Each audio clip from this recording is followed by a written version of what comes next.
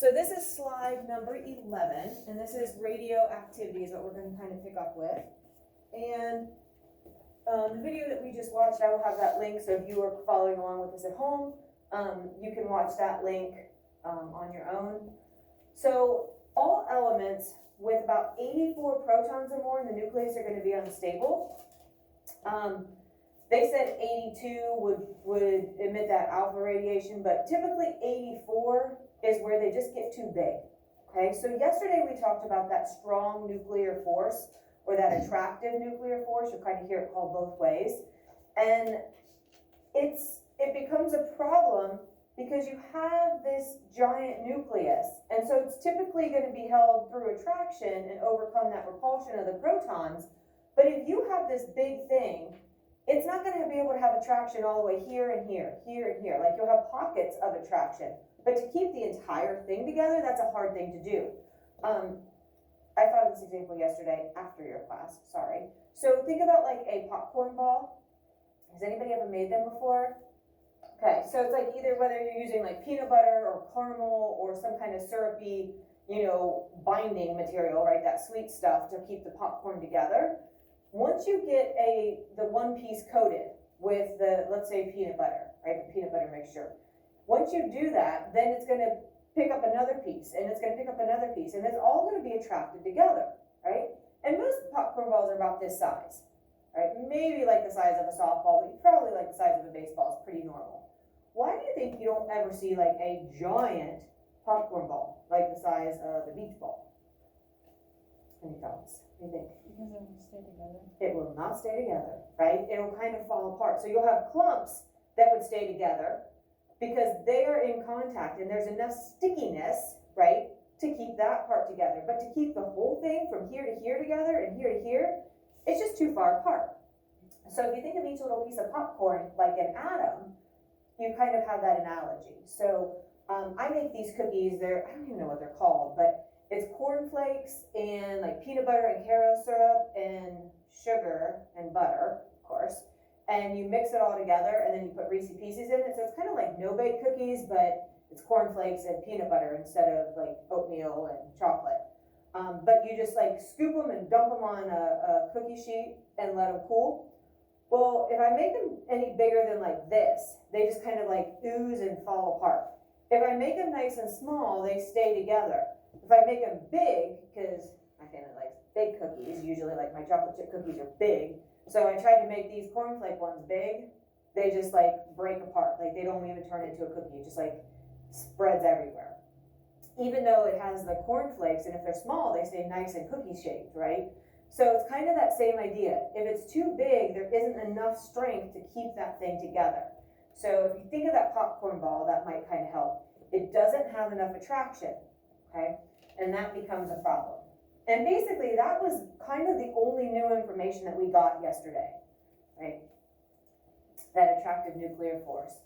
And it all comes down to this large nuclei. And that video kind of showed how you could predict what would have an unstable nuclei or unstable nucleus and what wouldn't. We're not going to get that kind of technical and in-depth, but just kind of, sometimes it's nice for you to kind of be aware of how do we know some of this stuff. And so I kind of like to at least show you that. But most elements that have 93 protons are not going to exist naturally. Right? And so for a long time, we only had like 90 some elements on our periodic table. It was when we started to become more technologically advanced that we were able to synthetically create some atoms by having more protons in an element. So if you add more protons, you're changing the element, you get something new. So from about 93, 94 on, those are typically synthetically or like manufactured in a lab. They're really unstable, which is why they don't occur naturally, and they decay really quickly. And again, this just goes back to the nucleus being too large. So typically, if you have 93 protons, you're going to have close to 90 some neutrons, if not more. Right? So you're dealing with something, almost into the 200s probably for subatomic particles trying to be kept together. Okay, back to a little bit of review because this is important for us to be able to move forward.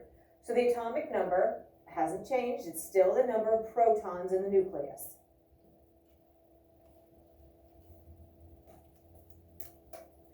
Our mass number, this is the massive one. It is the number of protons and neutrons in the nucleus. If you look over at the board, right, I still have that from our very first unit where it says mass number and then below it has P plus N.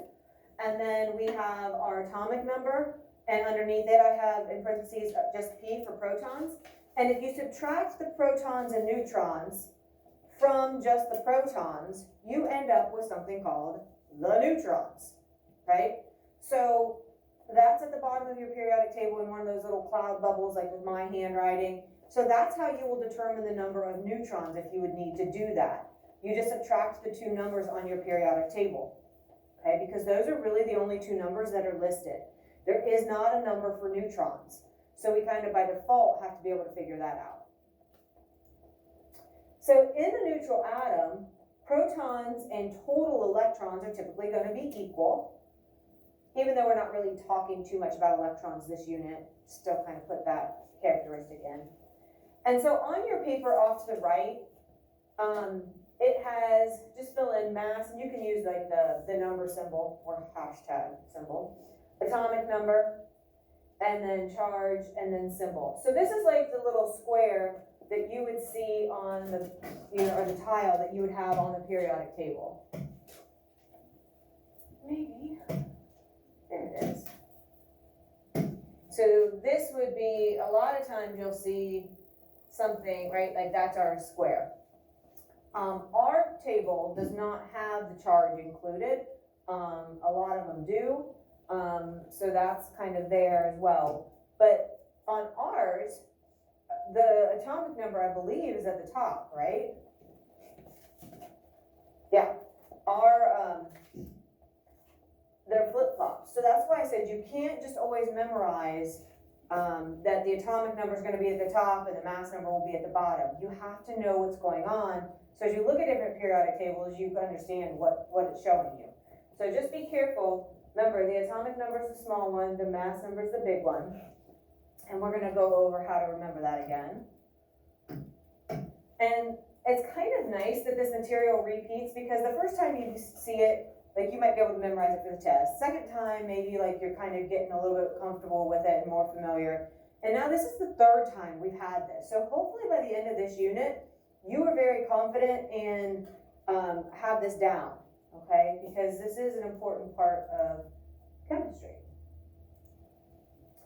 Okay, so in the nucleus, remember that atomic number is your number of protons, and it can't change and still should be the same element. So you can't have the same element if you've changed the number of protons. So when it's talking about that unstable nucleus and how it decays, if it changes the number of protons, then it is no longer the same element.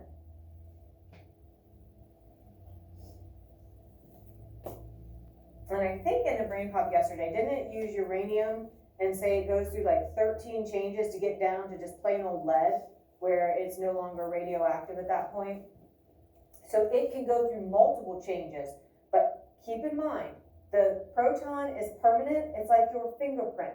So if the number of protons changes, all deals are off and you have a brand new element. Okay, you have something different than what you started with. You can change electrons to get the ion version of an element. And we know that you can change the number of neutrons to get the isotope. What we're adding in is the idea of changing protons. Because at this point we've said you can't change them. You technically can, but you end up with a totally different element than you started with. Okay, so if I have 6 protons of carbon, right? If I lose a proton, then now it becomes nitrogen.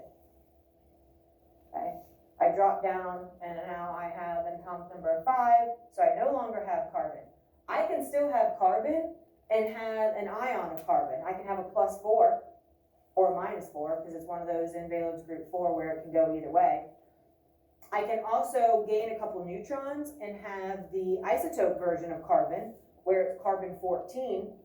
Remember, we name isotopes based on their mass number. So I still have carbon if I change if I change electrons or if I change neutrons. But it's when I change the protons that I get a brand new element that we're dealing with. And so here's the cheats in the way that I told you to remember the atomic number and the mass number. The atomic number is going to be the smaller of the two.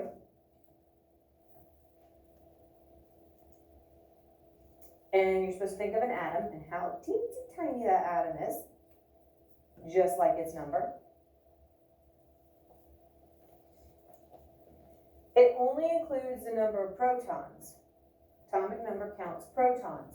You're only counting one subatomic particle. Counting one of something is going to give you a smaller number than if you count two of something.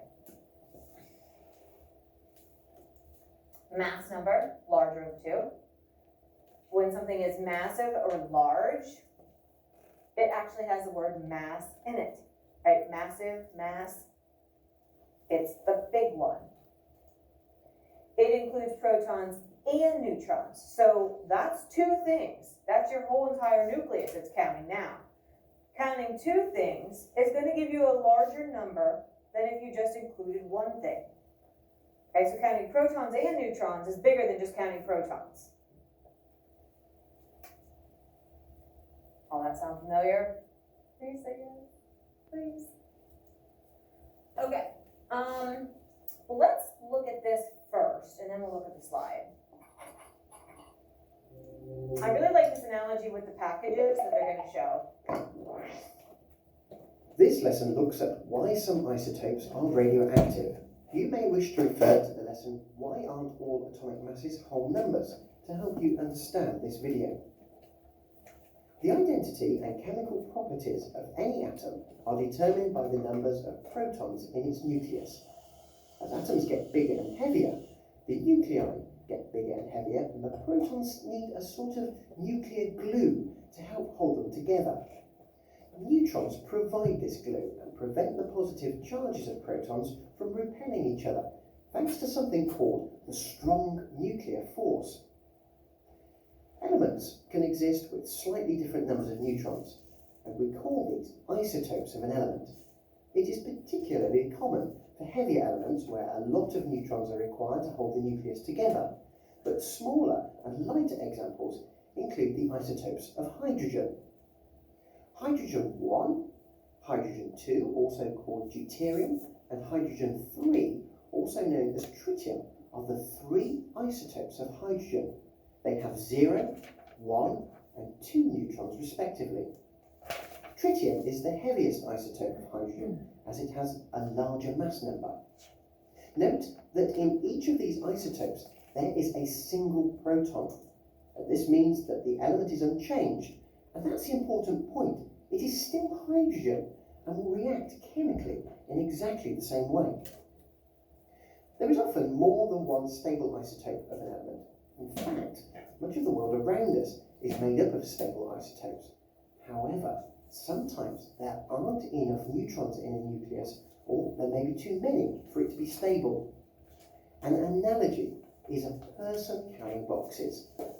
If you try to carry too many boxes, you'll end up dropping some.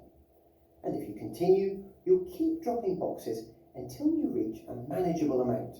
This is your stable state. And nuclei behave in a similar way, and they will try to stabilize themselves. If there are too many protons or too many neutrons, the nucleus can spontaneously rearrange itself and throw out particles in the process. This is essentially what happens in radioactive decay. Isotopes that have unstable nuclei like this are known as radioactive isotopes or radioisotopes. In our hydrogen examples, tritium are unstable and are hence radioisotopes of hydrogen. The more unstable a nucleus, the faster it will try to rearrange itself into a more stable state. And another name for this process is radioactive decay. Radioisotopes are often used in medicine to trace aspects of body chemistry or blood flow. For example, a small amount of the radioisotope technetium-99 may be injected into the bloodstream to show up on medical imaging and X-rays, and this is known as a medical tracer. Tracers can be used by chemists to understand how a reaction works. Atoms of radioisotopes can act as markers, allowing chemists to follow how a reaction sequence occurs. And of course, radioisotopes are also used in radiotherapy to kill malignant cancer cells. So, as you can see, isotopes are important in modern science, and so we'll finish with a summary of the key points. Isotopes of the same element have the same chemical properties. Some isotopes are stable. Isotopes that are unstable are radioactive. Radioactive isotopes are also known as radioisotopes. Radioisotopes can be used as tracers or markers in chemistry and medicine, and they are also used to kill cancer cells.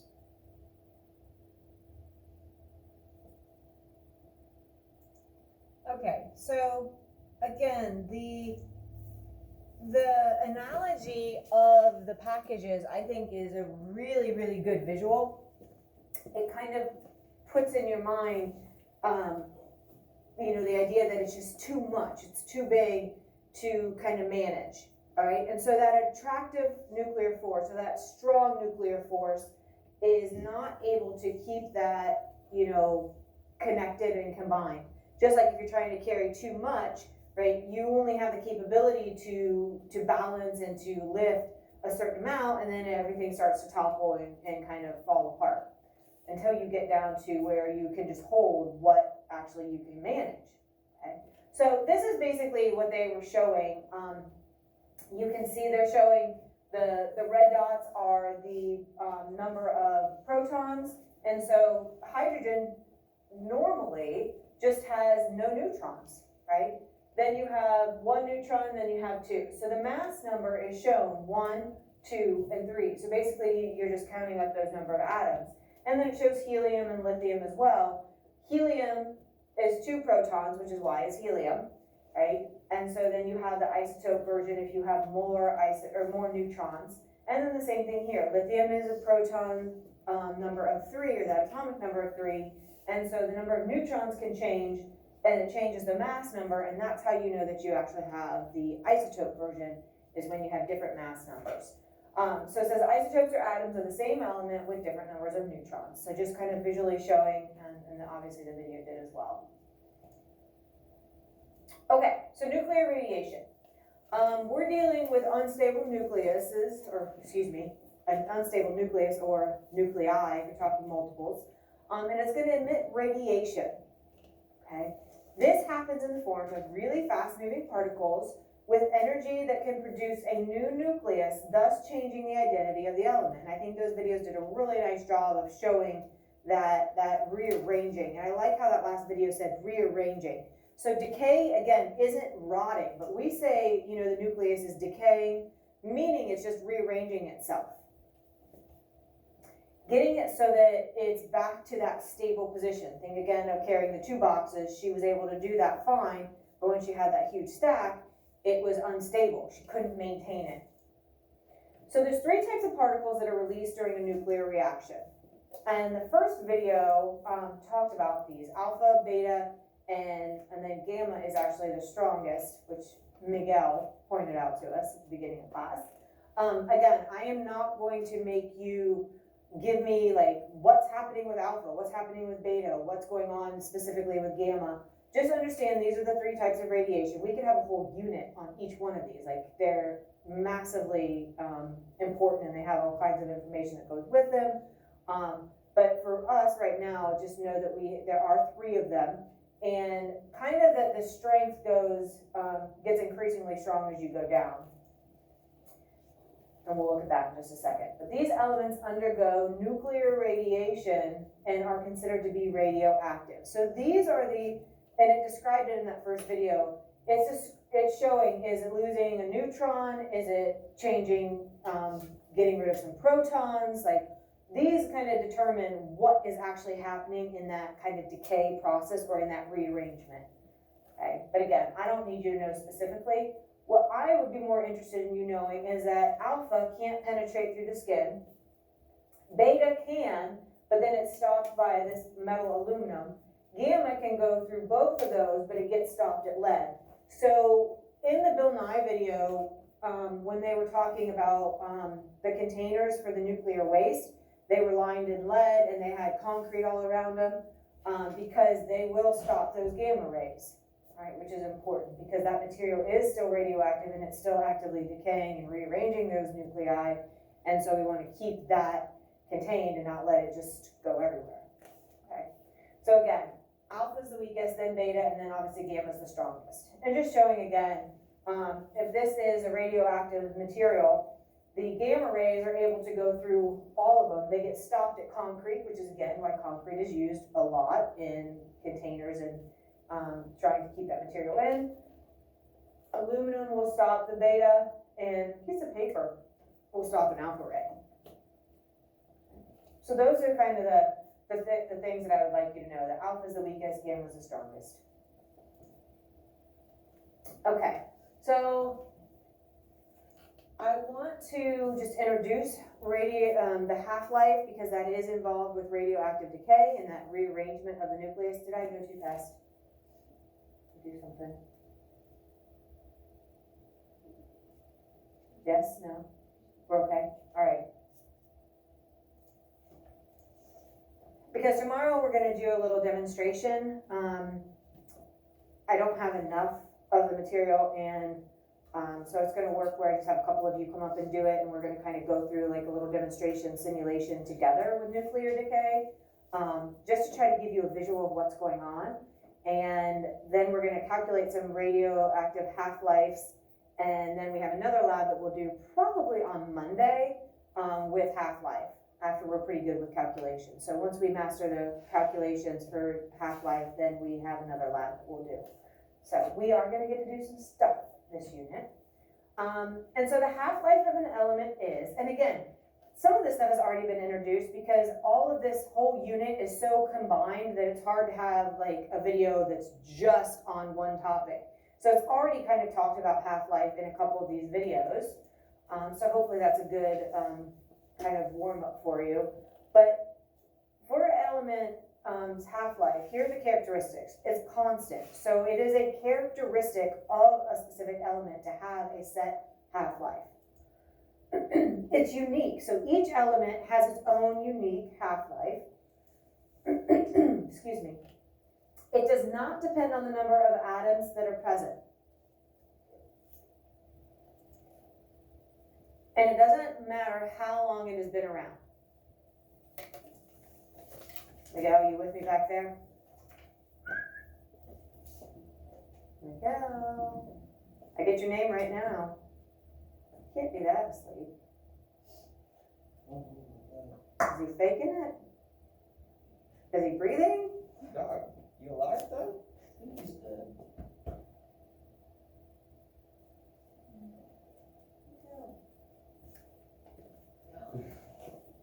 He's out there. Can't be that asleep. Hey. Really? Are you okay? I don't know. Are you just asleep? That is a sleep, like the sound sleep I've ever seen anybody. You win the prize. Are you okay? Kind of got me nervous for a second. I thought we lost you. Whew, do you need to stand up for a second? You good? I mean, you just had your head down for like 2 minutes. Wow. Okay. I'm not kidding. You got my blood pumping. I was nervous. Okay. So those of you watching at home, we just had a minor incident. We are okay though. Okay. So it's important to remember that you can't just think of one single atom. You're looking at the whole sample when you're talking radioactive half-life. So when you examine the half-life of an element, you're looking at the sample, and so that's including every atom of that element. Okay, so remember when we counted up our elements. So you might look at chlorine and hydrogen, right? Those were your elements. And then you looked at how many there were. That's counting up the number of atoms for that element. So that's kind of what they're talking about there. And the half-life is the time it takes for half of that sample to decay. And so there's a lot of graphs that go with these. So if this is the initial sample, you cut it in half. And then you cut that half in half. And then you cut that half in half. And then that half in half. And you just keep cutting it in half as you go. Okay? So it's kind of a simple idea. Just keep dividing it by 2 every time you're going to the next half-life. So let's go there.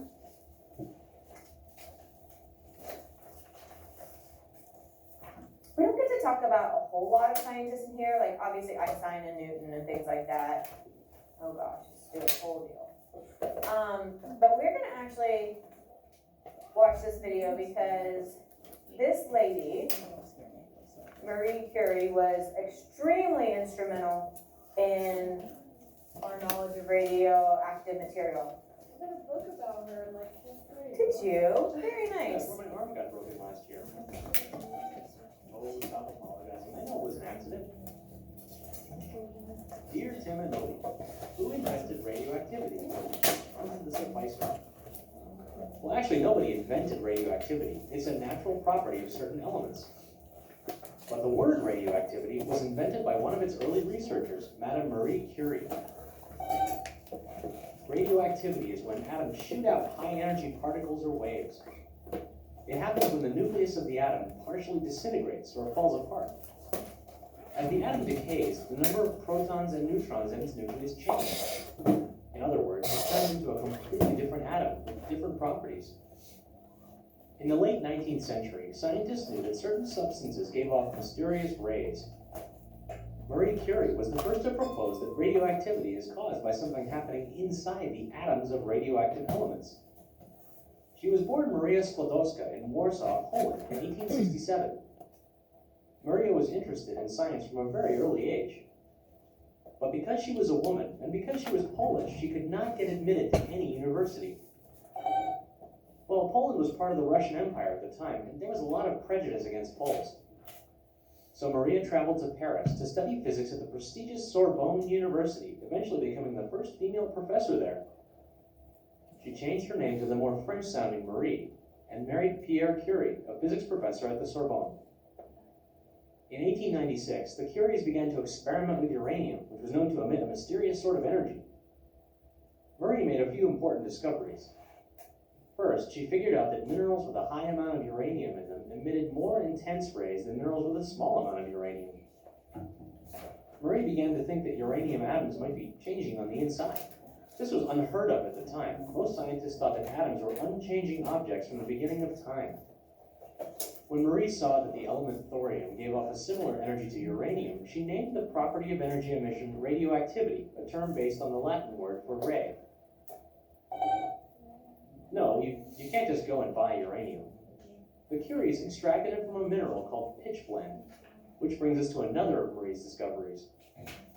She found that the pitchblende gave off more radiation than the uranium she extracted from it. She suspected that there were other elements in pitchblende that were even more radioactive than uranium. With Pierre's help, she refined the pitchblende to figure out the source of the mysterious radiation and came across 2 new elements. She named them polonium, after her home country of Poland, and radium, after the element's radioactive properties. Yeah, in 1903, the Curies and Henri Becquerel, the original discoverer of radioactivity, shared the Nobel Prize in Physics. And Marie won the Nobel Prize in Chemistry in 1911 for her discovery of polonium and radium. The discovery of radioactivity was immediately recognized as useful to science and technology. It led to everything from medical x-rays to time-measuring techniques to glow-in-the-dark watches to nuclear power. But people didn't realize early on how deadly radiation could be. Yeah, in 1934, Marie Curie died of a blood disease that could be caused by radiation poisoning. All right, guys, have a fantastic Wednesday.